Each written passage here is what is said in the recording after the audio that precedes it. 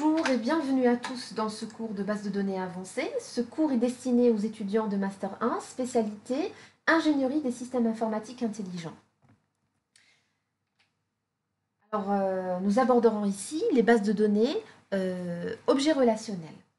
Alors, on peut dire qu'avec l'avènement du web et au milieu des années 90, la nécessité de supporter des données complexes au sein de la base de données s'est amplifiée. Alors, les constructeurs du système de gestion de base de données relationnelles devaient réagir en adaptant leur SGBD à ces nouveaux besoins. Donc, c'est comme ça que sont apparus les SGBD relationnels objets, ou bien objets relationnels, ou ce qu'on appelle aussi universels. Donc, plutôt que de construire de nouveaux systèmes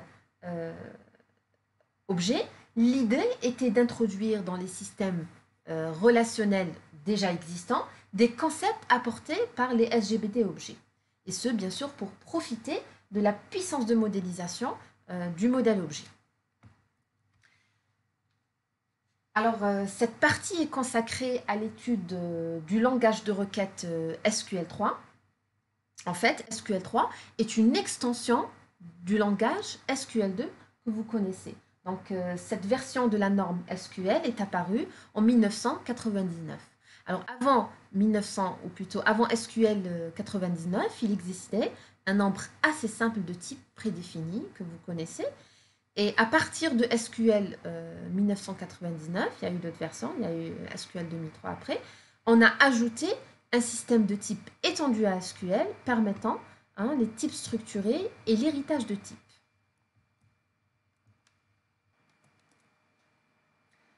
Donc ici, la première question qu'on peut se poser est pourquoi voudrait-on passer, ou bien quels sont les avantages à passer au modèle objet relationnel. D'accord ? Alors d'un côté, on sait bien que le modèle relationnel présente des points forts indiscutables. C'est un modèle déjà qui est basé sur une théorie solide. Les SGBDR sont des systèmes robustes. En fait, c'est des systèmes qui ont fait leurs preuves. Et aussi, ce qu'il faut savoir, c'est que les bases de données présentes actuellement, jusqu'à aujourd'hui, sont principalement relationnelles. D'accord ? Alors, il est effectivement peut-être plus intéressant pour une entreprise de passer vers une version étendue d'un système qu'elle a déjà ou qu'elle maîtrise déjà, que de devoir passer à un nouveau système ou bien de devoir refaire tout un système, d'accord, en faisant d'autres choix. Et ceci, il serait intéressant en termes de coûts, de temps, d'efforts, de formation et tout, d'accord. Alors, c'est pour ça qu'on préfère garder le modèle relationnel, mais d'un autre côté, on voit bien que le modèle relationnel offre un nombre de types prédéfinis qui est très faible, alors que le modèle à objet permet de gérer des types de données qui sont complexes, qui sont extensibles. Il permet les opérations sur ces types, etc. Les types character lob et binary lob, ce sont des types, les binary lob, ce sont des types de données de grande taille. Ça peut être, par exemple, les binary lob, ça peut être des images, des vidéos, des séquences audio numérisées. Les character lobs, ce sont des textes volumineux. En fait, le problème, c'est qu'il y a beaucoup de SGBDR qui permettent de stocker ce type de données, mais en fait, le SGBD n'a aucune connaissance, c'est-à-dire c'est des données qui ne sont pas structurées. Il n'a aucune connaissance de la structure, du contenu, ni de la structure interne de ces types de données. Donc, le problème, c'est qu'on ne peut pas faire des requêtes ou des opérations sur ces types de données qui sont a priori riches, structurées et très utilisées par les systèmes actuels, par exemple, comme j'ai donné l'exemple dans la première partie, les systèmes multimédia, etc. Et bien sûr, on ne peut pas faire des objets composites, c'est-à-dire une image qui contient une autre image, c'est pas possible, d'accord ? Alors, un troisième élément, c'est la faible capacité de modélisation. il n'est pas évident, hein, presque impossible, hein, si ce n'est avec en utilisant des index, mais des fois c'est pas possible, de modéliser les collections, les graphes et les hiérarchies.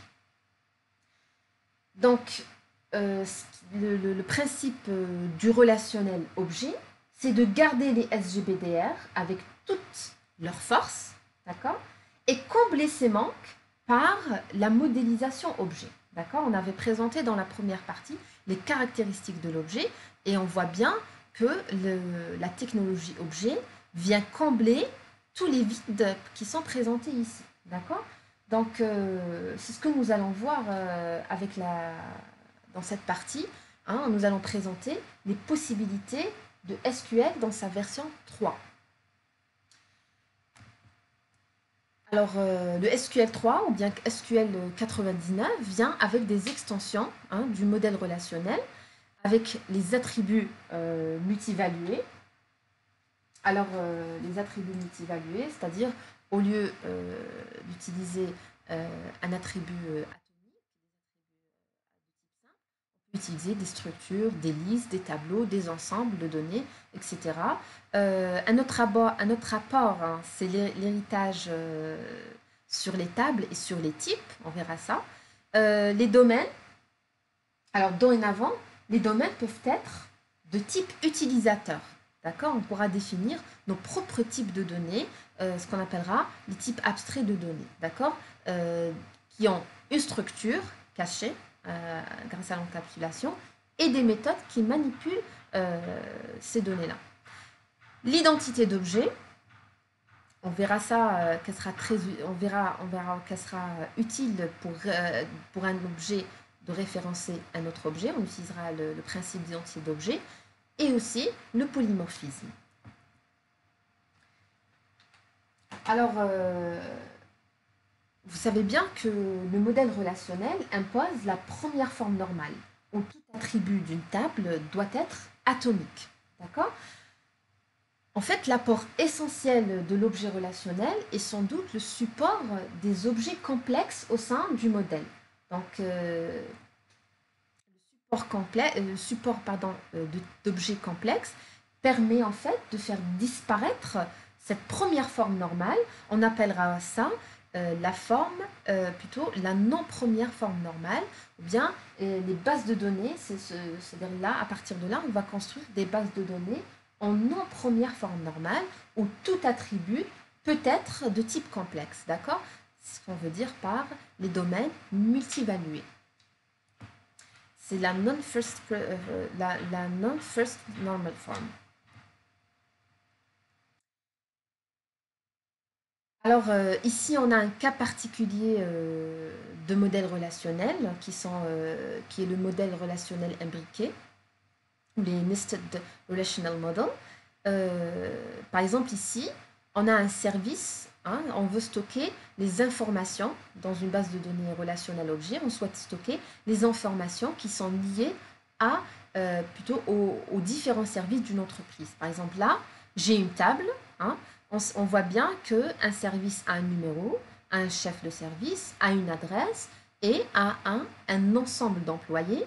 Et bien sûr, il enregistre aussi un ensemble de dépenses. Donc là, dans cet exemple-là, on peut stocker directement toutes ces données grâce au modèle objet relationnel et aux tables imbriquées. On peut stocker toutes ces données dans une seule table, d'accord, au lieu de passer par une suite de normalisation de cette relation pour respecter la première, la deuxième, la troisième forme normale, et ensuite se retrouver avec un schéma plus compliqué, des adresses étrangères, et ensuite pour retrouver des données, on doit faire des requêtes nécessitant des jointures, et comme on l'a dit, les jointures, qui dit jointure dit perte de performance, d'accord? On peut dire aussi que dans ce type de modèle, dans le modèle relationnel imbriqué, on peut, c'est-à-dire utiliser l'imbrication, hein, à plusieurs niveaux, c'est-à-dire la table employée peut avoir, dans ses attributs, peut contenir d'autres tables, etc. D'accord? Alors, on voit bien ici que la représentation relationnelle imbriquée permet de simplifier le schéma de la base de données.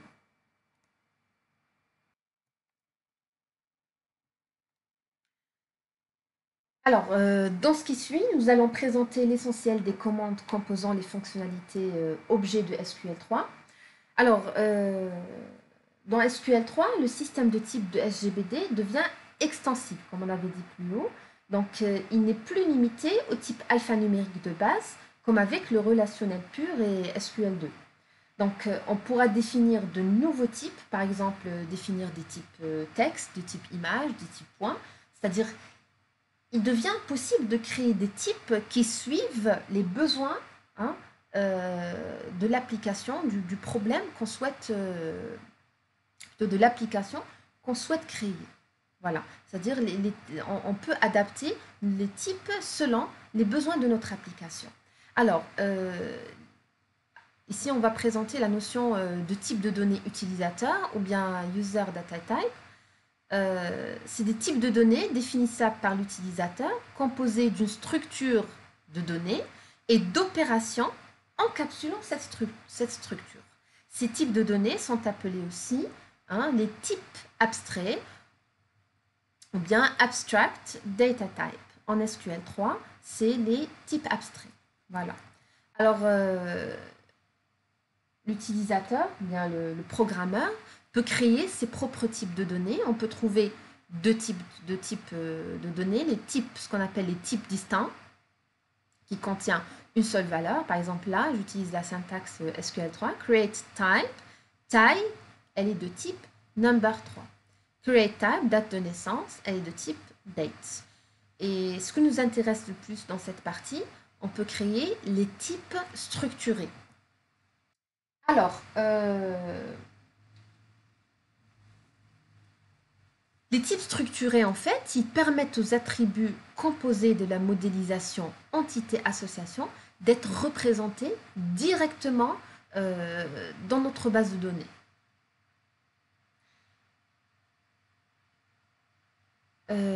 Là, par exemple, j'ai l'exemple suivant. Je veux créer un type auquel je donne le nom non.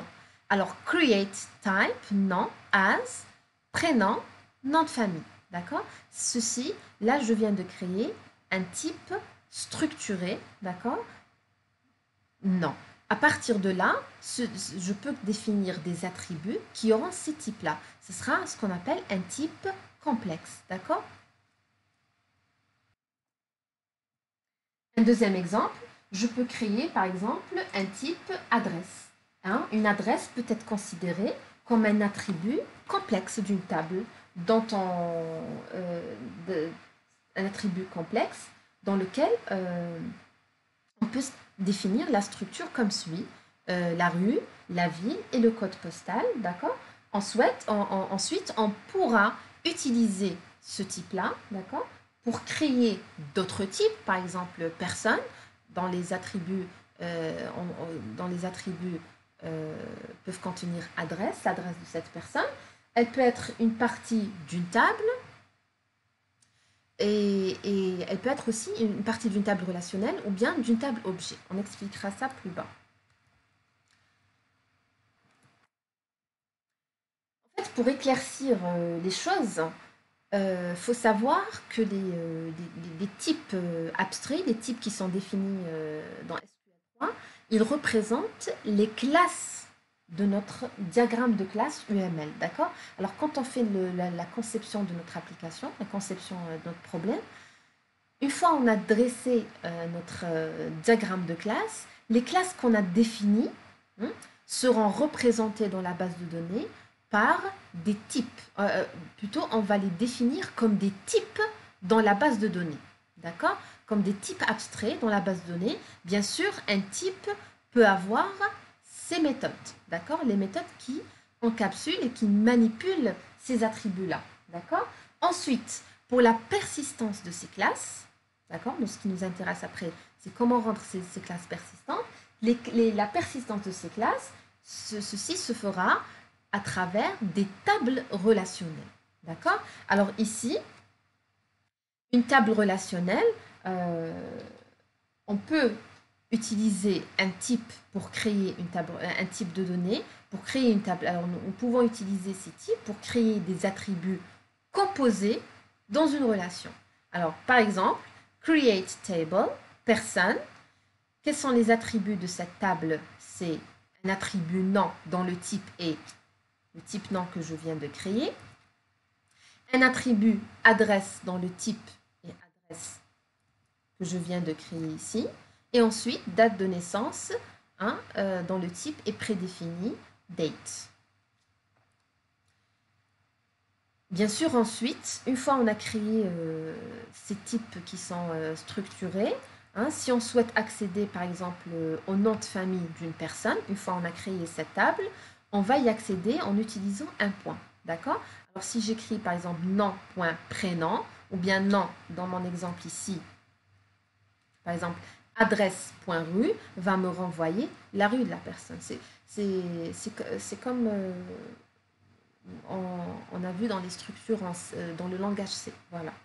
C'est le même principe en utilisant des points.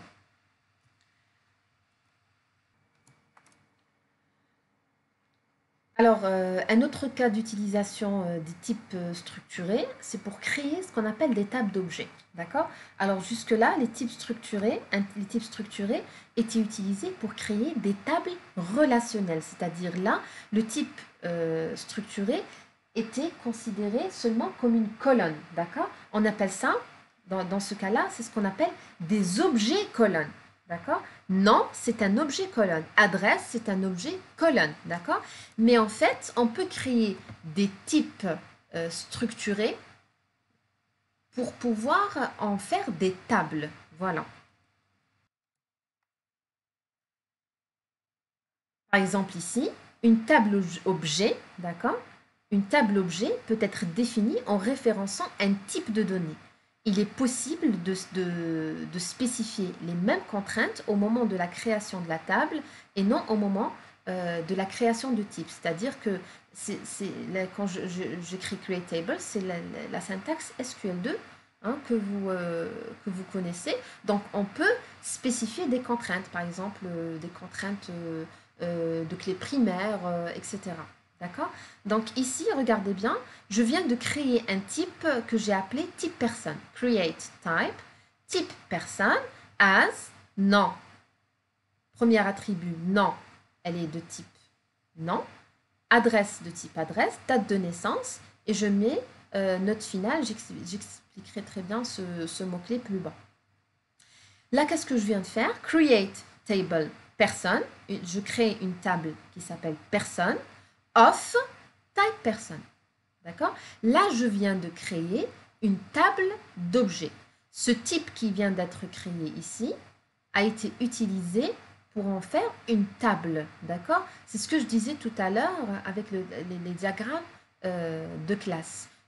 Là, je viens de faire persister ma classe personne sous forme d'une table. C'est ce que j'appelle une table objet. D'accord?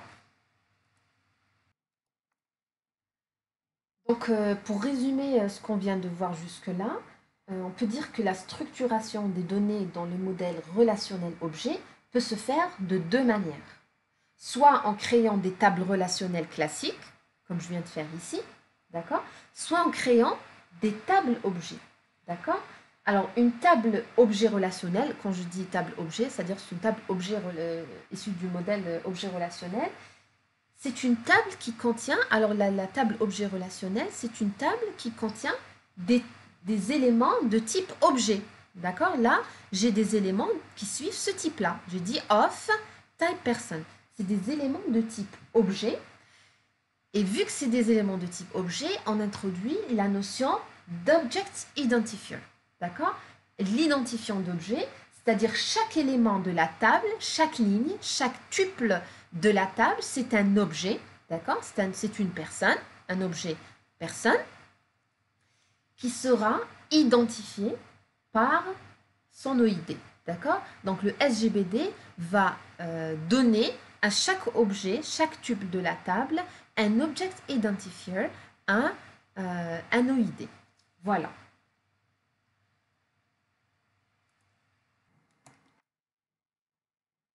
Donc, pour résumer, lorsque je crée un type, je peux l'utiliser pour définir un autre type.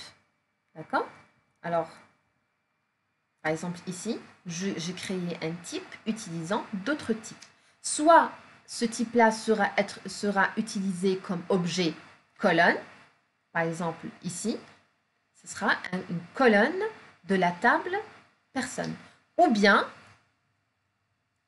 il sera utilisé comme type d'objet d'une table objet. Donc dans ce cas-là, la table personne, elle ne contiendra qu'une seule colonne du type de l'objet type personne. Voilà. Et cette colonne-là, elle aura cette structure. Nom, adresse, date de naissance. Et bien sûr, chaque ligne de cette table aura son Object Identifier, son OID. Alors, pour rappel, on avait dit que l'OID est une adresse 10 qui est associée à un objet et qui est unique et invariante. D'accord? Bien sûr, cet OID peut être utilisé pour référencer d'autres objets. C'est ce qui va créer les liens entre les objets de notre base de données.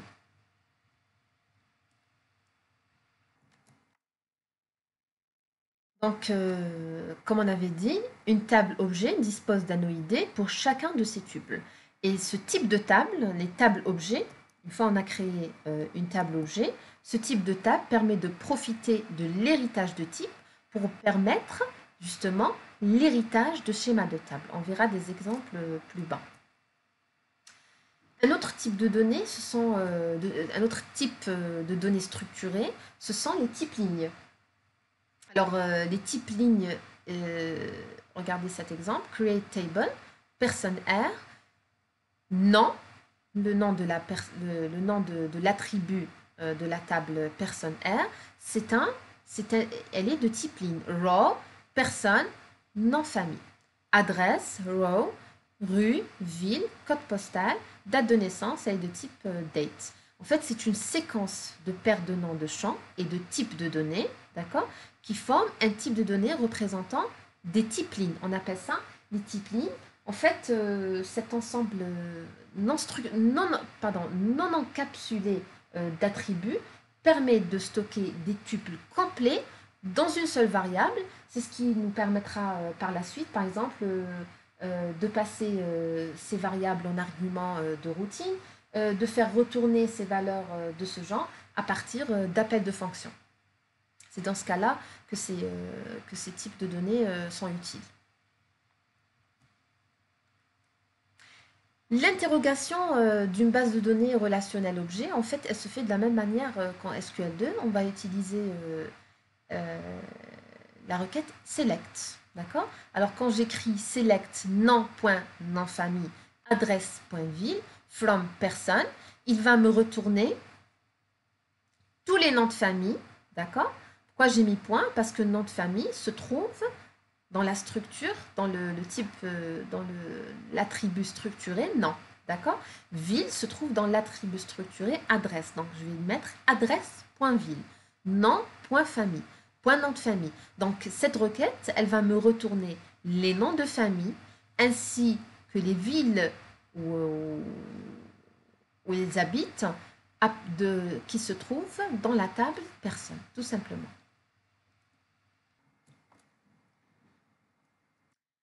Une autre notion importante de l'objet relationnel, ce sont les références d'objets. D'accord? Alors, les références d'objets sont des types de données particuliers permettant de mémoriser l'adresse invariante d'un objet. D'accord? L'adresse invariante d'un objet, c'est son OID. D'accord? Ou d'un tuple sur le disque. Alors, il n'y a pas mieux qu'un exemple. Soit un type voiture, donc par exemple, j'ai défini un type personne, create type person, as numéro de sécurité sociale, nom, prénom, Le prénom, c'est une liste de varchar. Hein, là, je viens de définir une liste. Adresse, elle est de type adresse. J'ai déjà défini adresse dans un exemple plus haut. Là, ce qui m'intéresse, c'est le type voiture. Donc, create type voiture as numéro. Par exemple, numéro d'immatriculation de la voiture. Il est de type char9. Là, j'utilise un type prédéfini. Couleur, varchar. Propriétaire, d'accord? Donc, selon le schéma de classe, par exemple, que j'ai défini, schéma de classe, peut-être on a forcément une liaison entre voiture et personne. Donc, une personne est propriétaire d'une voiture. Donc, comment, c'est-à-dire implémenter cette liaison entre ces deux classes? On peut la faire comme suit, d'accord? Alors, une personne, parmi ses attributs, c'est le propriétaire de cette personne. Qui est le propriétaire de cette personne? Ceci, c'est un attribut, d'accord? Alors, on a un premier attribut, deuxième attribut, troisième attribut, propriétaire. Alors, qui est le propriétaire? C'est une personne, d'accord? Donc, qu'est-ce que je vais faire? Je sais que personne est stocké quelque part dans ma base de données, d'accord? Donc, là, je donne seulement la référence de cette personne, c'est-à-dire que je vais donner seulement l'object identifier. Ce sera l'OID de personne, du tuple ou bien de la ligne qui se trouve dans une table de la base de données objet relationnel. Donc là, quand je crée create table voiture of type voiture, je vais avoir une table d'objets voiture qui aura une seule colonne. Cette colonne va contenir numéro, couleur, propriétaire. Donc, ce qui est intéressant avec l'identifiant d'objet, c'est que si je veux connaître la personne qui est propriétaire d'une certaine voiture, je n'ai pas besoin d'effectuer des jointures. Vu que OID, c'est une adresse sur le disque, donc je vais accéder directement à l'adresse de la personne qui est référencée. Voilà. Donc on peut dire que l'OID, il fournit un index. C'est comme un index de performance maximale. Pourquoi? Parce que j'obtiens la donnée qui est référencée en un seul accès disque. Pourquoi? Parce que je connais l'adresse où se trouve cette personne. C'est pas, c'est-à-dire, vous pouvez, quand vous regardez cette définition, vous pouvez voir ça comme le principe du clé étrangère. On a l'habitude de définir des attributs et de dire que cet attribut est une clé étrangère. En fait, c'est pas une clé, ce n'est qu'une clé artificielle. D'accord? C'est qu'en faisant des jointures qu'on pourra retrouver la donnée. Mais là, c'est l'adresse où se trouve la personne dans le disque. Donc, on y accède directement. C'est comme un index, en fait, mais c'est comme un index, mais avec une performance maximale parce qu'il référence une seule personne, et donc on y accédera avec un seul accès disque. Voilà. Je détaille beaucoup sur l'OID, c'est pour que ce soit c'est-à-dire clair et net depuis le départ. Alors, là, une fois que j'ai créé ma voiture, une fois que j'ai créé mon type, plutôt ma table voiture, si par exemple, je veux répondre à cette question, trouver le nom des personnes de voitures rouges habitant à Alger. Donc, comment je vais formuler ma requête SQL? Je souhaite connaître le nom des personnes de voitures rouges habitant à Alger. Donc, il faut que je ramène les voitures rouges, d'accord? Dans le nom des personnes, c'est ça? Pardon? Dans l'adresse des personnes, voilà, et Alger, d'accord? Donc, comment je vais faire? Moi, ce qui m'intéresse, c'est le nom des personnes. Comment j'accède au nom des personnes? C'est comme suit. Donc, select v.propriétaire. Pourquoi j'ai mis V ici? Parce que j'ai mis from voiture V, d'accord? Donc, pour simplifier, select, où j'aurais pu mettre voiture.propriétaire, regardez bien, il y a un attribut propriétaire. Donc, qu'est-ce que je fais? Voiture.propriétaire. Voilà. Voiture.propriétaire, flèche, non. Parce que le propriétaire, ici, propriétaire, il est de type référence, c'est-à-dire il pointe vers personne. Donc, je mets flèche, non. C'est comme le principe des pointeurs que vous avez vu en programmation C, d'accord? Alors ici, from, voiture V, d'accord? Where, quelles sont les conditions? Voiture rouge, donc V.couleur est égal rouge, habitant à Alger. And, une deuxième contrainte, V.propriétaire, flèche adresse.ville, regardez bien, flèche personne, flèche, propriétaire, flèche adresse, point ville, parce que Aslan, adresse est un attribut qui est composé, d'accord, complexe. Donc adresse.ville est égal à Alger, tout simplement. Vous voyez que là, c'est-à-dire j'ai vraiment simplifié ma requête SQL au lieu de passer par des jointures. Là, j'ai largement simplifié ma requête en utilisant seulement les pointeurs, le principe des références d'objets ou de pointeurs. Alors, une autre notion, ce sont les routines définies par l'utilisateur. Alors, on a dit que si l'objet relationnel me permet de créer des types de données, d'accord, pour implémenter mes classes UML, donc forcément, je peux définir des méthodes, des fonctions ou des procédures qui sont associées à ces types de données. Donc, à chaque type peut être associé un ensemble de méthodes, d'accord? Alors, par exemple, ici, je reviens à mon exemple. Create type, type person as nom, adresse, date de naissance. Toujours note finale, bien sûr, j'expliquerai ça plus tard. C'est lié, en fait, à l'héritage. Et là, je définis une méthode, age and date, dans l'attribut et date. Return interval year, en fait, cette méthode permet de calculer l'âge d'une personne à partir de sa date de naissance, d'accord? Vu que la méthode connaît la date de naissance d'un objet, une fois on lui donne une date donnée, il pourra connaître l'âge de cette personne à partir de sa date de naissance. Voilà. Donc, on peut créer le corps de la méthode séparément, d'accord? On va écrire create instant method age and date. Donc, qu'est-ce qu'on va faire? Le corps de la méthode est celui-là, et entre begin et end, on va seulement retourner l'âge de la personne en faisant une soustraction entre la date et la date donnée, la date courante, la date qu'on vient d'obtenir en argument, moins la date de naissance de la personne. Alors, vu que c'est une méthode qui est définie sur l'objet, donc on va écrire self, c'est-à-dire l'objet lui-même, point, sa date de naissance. Voilà. Bien sûr, les méthodes peuvent être invoquées sur des instances d'un type, par exemple dans un select. Par exemple là, je souhaite connaître les noms de famille ainsi que leur âge, d'accord, des personnes qui se trouvent dans la table personne, d'accord. Vu que dans la table personne, je n'ai que les dates de naissance, je vais invoquer la méthode age and date qui va calculer l'âge des personnes, d'accord, à partir de la date courante. Alors, j'ai mis current date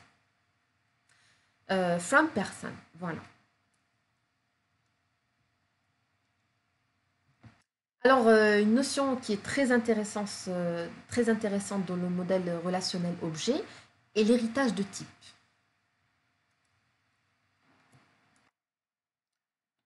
Alors, le modèle relationnel objet offre la possibilité de réaliser l'héritage entre types utilisateurs. Alors, je reviens au type que j'ai créé. Create type personne, nom, adresse, d'accord? Je peux écrire ensuite, une fois que j'ai créé le type personne, je peux c'est-à-dire spécialiser en créant le type étudiant, d'accord, et le type enseignant. Alors, je écris comme suit, create type étudiant under personne. C'est pour dire que ce type est un sous-type du type personne, auquel je rajoute les attributs suivants. niveau, d'accord, de la personne, niveau de l'étudiant, pardon, et département de cet étudiant-là. Un autre type, create type enseignant, under personne, toujours c'est un attribut c'est un type qui est un sous-type de personne, dont les attributs sont salaire, integer, département auquel il appartient, varchar, le type varchar de 20. Voilà, c'est comme ça qu'on crée l'héritage de type. D'accord? Donc la personne est appelée un supertype, c'est le supertype, et l'étudiant et enseignant sont des sous-types. Voilà.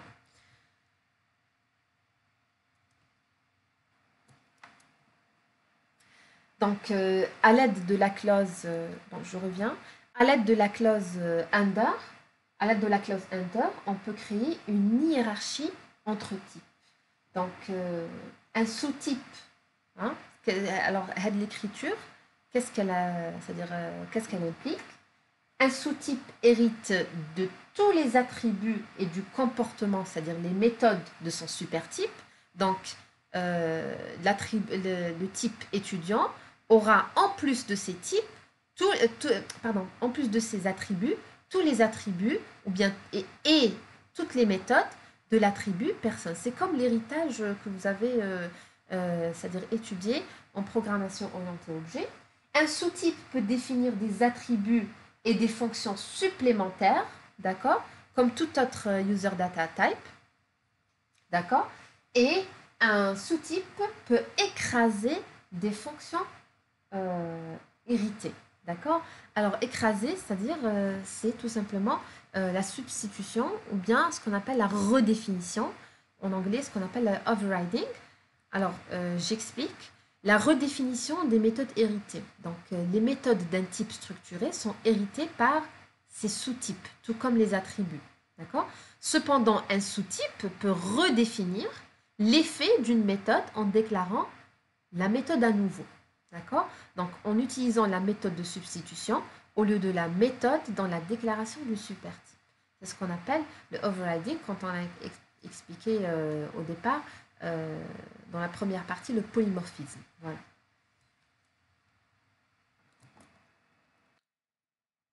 Donc, on revient maintenant à notre mot-clé final et notre finale qu'on voit depuis tout à l'heure. Donc, dans le modèle objet relationnel, un champ est un champ supplémentaire à la fin de la définition de type. Peut être ajouté, qui est le mot-clé final ou note finale. Donc, le mot-clé note finale indique qu'il est possible de déclarer des sous-types à partir du type de données. D'accord? Donc, le type que je viens de créer ici est note finale, c'est-à-dire il pourra y avoir d'autres sous-types à partir de ce type-là. Donc, le contraire en utilisant le mot-clé final. Si je mets final, c'est-à-dire que ce type-là ne peut plus être hérité par d'autres types. Voilà. Bien sûr, des fois, on peut créer un type sans mettre final ou note finale. Et donc, par défaut, un type est final. Voilà.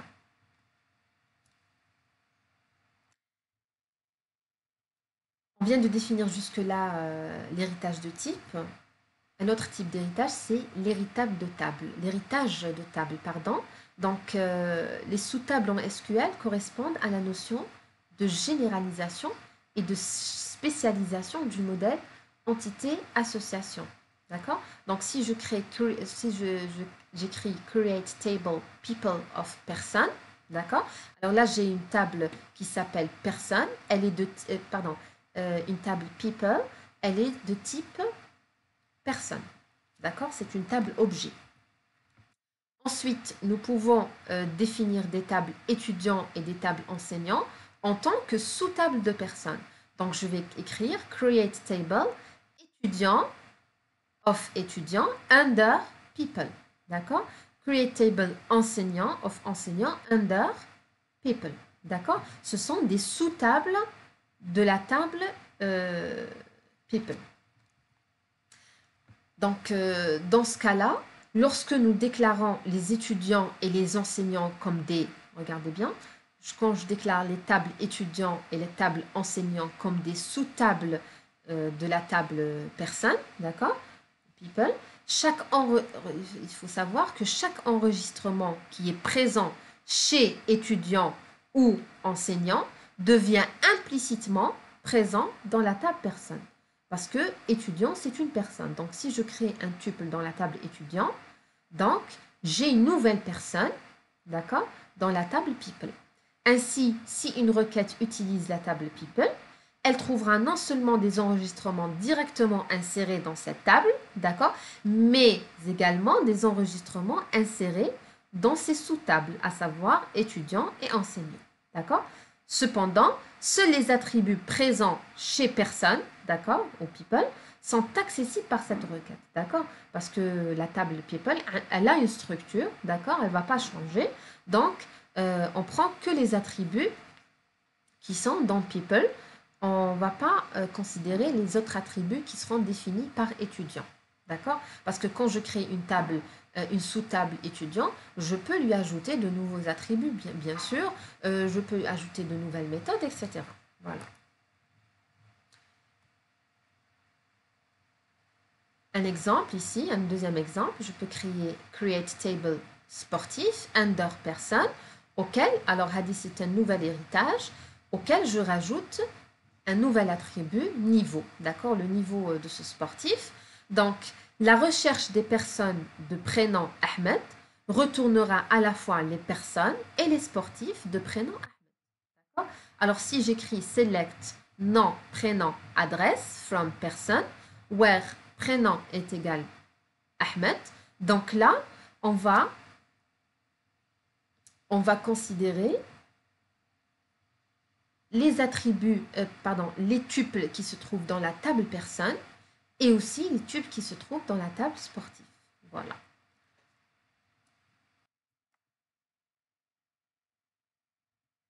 Concernant la suppression, il est possible de supprimer des types déjà créés en utilisant la clause drop type.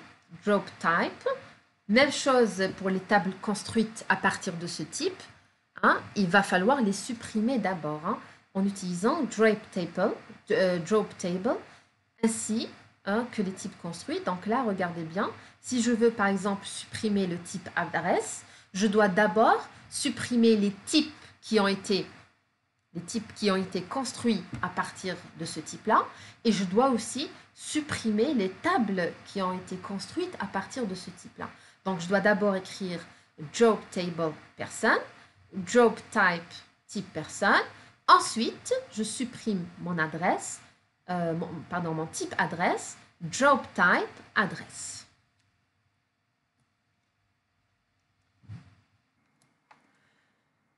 Donc, on arrive ici à une notion tout aussi intéressante de SQL3, qui sont la définition des tableaux et de multisets. Alors, nous avions présenté dans la première partie de ce chapitre la notion de collection ou de containers. Donc, dans SQL, en fait, il prend en charge deux types de collections qui sont les tableaux, qui sont disponibles à partir de la version 99 de SQL, et ce qu'on appelle les multisets, qui sont disponibles à partir de la version de SQL de 2003. Donc, un multiset est une collection non ordonnée dans laquelle un élément peut apparaître plusieurs fois. C'est-à-dire, on peut trouver des doublons. En fait, c'est comme des ensembles, sauf qu'un ensemble permet à chaque élément de se produire au plus une fois, alors que les multisets, ils permettent les doublons. Donc, contrairement aux éléments d'un multiset, les éléments d'un tableau sont ordonnés et aussi, ils sont indexés aussi.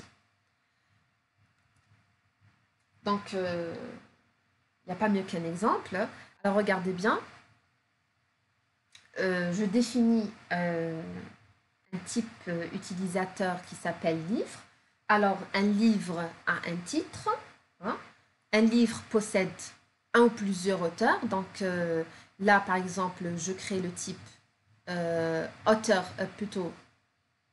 le type author array, l'attribut author array, dont le type est un varchar de 20, array de 10. D'accord? Alors, dans la structure de livre, je vais allouer un tableau de 10 colonnes pour les auteurs.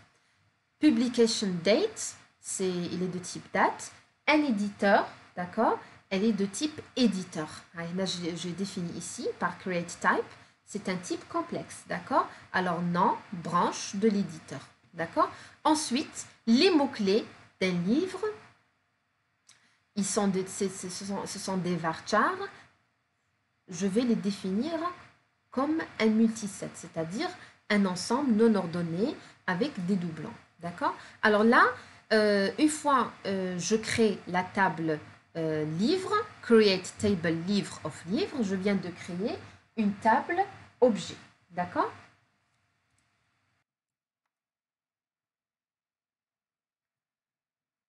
Donc là, si je veux créer un nouveau livre, un nouvel attribut, un nouveau tuple dans la table livre, si je veux créer un nouvel objet ou bien un nouveau tuple, une nouvelle ligne dans la table livre, je vais devoir créer un tableau, d'accord? Un tableau d'auteur, je vais devoir créer un multiset de mots-clés, d'accord? Alors, je vais, pour un tableau de valeurs, peut-être créer dans SQL3 de cette manière-là. Je dois écrire array de, par exemple, Ahmed, Aziz, Samir. Ce sont les trois auteurs de ce livre-là. Même chose pour les multisets, peuvent être construits selon cette syntaxe. J'écris multiset de computer, database, and SQL, ensuite SQL. Donc, si je veux, par exemple, insérer, créer un nouveau tuple dans la table livre, je vais écrire tout simplement insert into livre values. Alors, pour le premier attribut de la table qui est... Bon, je ne vais pas dire premier attribut, hein, parce que la table objet, elle contient un seul, c'est-à-dire une seule colonne. D'accord? Donc, Naya, c'est un attribut qui appartient au type. D'accord? Donc, là, le premier élément, c'est compilers. Array de Smith Jones. New editor. Regardez bien, en utilisant new, pourquoi? Parce que là, éditeur, c'est un type qui est complexe. D'accord? C'est un type complexe et je viens de créer une table objet. D'accord? Donc, pour créer pour créer un nouvel éditeur, je peux utiliser la construction, je peux utiliser l'écriture objet. Par exemple, j'utilise le constructeur du type éditeur. D'accord? Alors, j'écris new.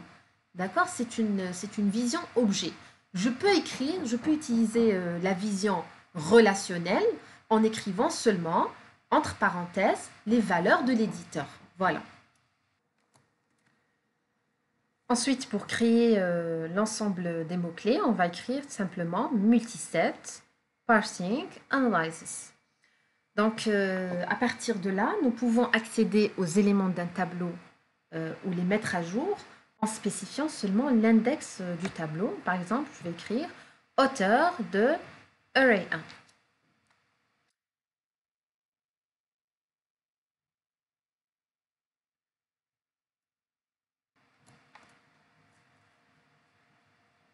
Donc là, à partir de là, je peux utiliser auteur de array 1 pour interroger les attributs de collection. Donc, si nous savons qu'un livre a deux auteurs, nous pourrions écrire, par exemple, select auteur array de 1, auteur array de 2, d'accord?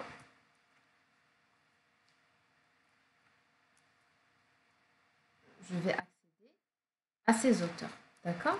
Donc, from la table libre, where title est égal à compilers. Donc là, je vais juste utiliser l'index pour accéder à ma structure de tableau. Deuxième exemple, pour interroger la table des attributs de collection des mots-clés, la collection des mots-clés. Donc, si nous voulons trouver tous les livres qui ont le mot database parmi leurs mots-clés, d'accord, nous pouvons utiliser cette requête. Donc, nous, dans la table, dans notre table livre, on a l'attribut titre. Nous souhaitons trouver tous les titres dans le mot-clé et database. Donc là, qu'est-ce qu'il faut faire? Donc, on va tout simplement comparer, d'accord? Ici, dans notre where, on a l'habitude d'utiliser le mot in, d'accord? Qui sert à comparer une chaîne de caractères dans un ensemble de chaînes de caractères et de trouver, d'accord? De trouver le tuple dans lesquels se trouve dans cette chaîne de caractères, d'accord? Mais l'attribut mot-clé, c'est un seul attribut, c'est pas un ensemble. D'accord? C'est un attribut de type multiset. D'accord? Donc, qu'est-ce qu'on va faire? On va utiliser, d'accord, l'opérateur unNest. unNest qui va décomposer cette structure en un ensemble. D'accord? C'est-à-dire qu'il va quelque part éclater, on va essayer de décomposer cette structure multiset pour récupérer l'ensemble des chaînes de caractères qui se trouvent ici. D'accord? Donc là, je reviens à ma requête. Donc là, tout simplement, je vais écrire select titre from livre, where le mot database, in, dans l'ensemble des mots-clés. D'accord? Je ne peux pas mettre in mot-clé parce que mot-clé, c'est un seul attribut de type collection. D'accord? Mais pour récupérer l'ensemble des valeurs qui se trouvent dans cette collection, je vais devoir décomposer cet attribut-là en un ensemble. Donc, je vais utiliser unNest, l'opérateur unNest, tout simplement. Imbrication et non-imbrication de relations. Donc, la transformation d'une relation imbriquée en une forme avec peu ou pas d'attributs liés à une relation s'appelle annulation ou non-imbrication. Je m'explique. Alors ici, on a un exemple de table imbriquée, d'accord? Comme on a vu tout à l'heure dans le premier exemple, la nested table, d'accord? La table imbriquée où des tables, dans des sous-tables ou bien des attributs composés sont imbriqués dans cette table-là. Donc, dans ce cas-là, je suis dans la non-première forme normale, d'accord? Je suis j'ai une table en non-première forme normale. C'est une table imbriquée. Si je veux annuler, d'accord, cette relation, cette non-première forme normale, pour passer à une relation en première forme normale, d'accord, une relation non imbriquée, d'accord, je vais utiliser l'opérateur unNest, d'accord. Alors, si je veux rendre cette relation non imbriquée, je vais utiliser une requête de cette forme-là. Select, titre, bon là, il n'y a rien à décomposer, d'accord. Auteur, A.auteur, d'accord.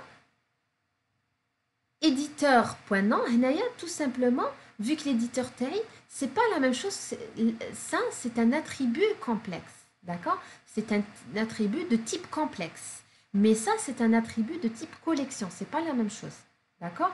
Un attribut de type complexe, j'accède à ces éléments par un point. Donc, je vais écrire éditeur.nom, as EDT-nom, éditeur.branche, deuxième élément, as EDT branche. Ensuite, là, je souhaite arriver au mot-clé. J'écris k.mot-clé, d'accord? Alors, ce K ici, parce que j'ai nommé ici, j'ai mis des alias. Donc, qu'est-ce que je vais écrire? From livre as B, d'accord? unNest, là, les auteurs, je dois les annuler l'imbrication en utilisant unNest. C'est pour récupérer l'ensemble des valeurs qui se trouvent dans auteur. Je vais utiliser unNest, b.authorArray, B parce que j'ai utilisé ici le B comme nom de livre, as A auteur, parce que j'ai mis A.auteur, c'est-à-dire tout simplement, qu'est-ce que j'ai fait ici?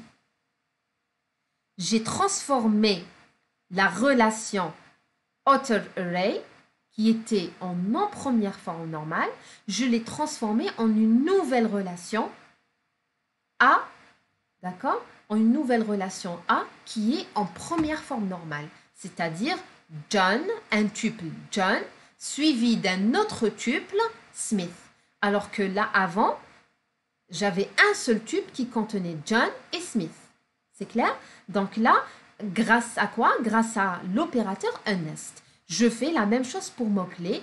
unNest, B, mot-clé, as, K de mots-clés, c'est-à-dire j'ai créé une relation K qui contient les mots-clés les mots-clés de la table B, qui est livre, mais cette fois-ci en première forme normale. C'est-à-dire j'ai annulé l'imbrication, d'accord? Et ceci grâce à l'opérateur unNest. Donc, une fois j'ai écrit cette relation, d'accord? Cette requête, je me retrouve dans une relation, dans une table comme suit, d'accord? J'ai éclaté chaque élément, d'accord? Pour chaque titre, pour chaque auteur, pour chaque éditeur, là j'ai un seul éditeur, je donne chaque mot-clé, d'accord? Donc, je réexplique. Pour chaque titre, je donne tous les auteurs et pour chaque auteur, je donne tous les mots-clés. D'accord? Donc, bien sûr, là, je suis dans une relation en première forme normale. Donc, on arrive à la fin de cette deuxième partie. Comme résumé, on peut dire que le modèle objet relationnel permet de conserver les notions de base liées au relationnel pur, auxquelles on ajoute les notions liées à la modélisation orientée objet.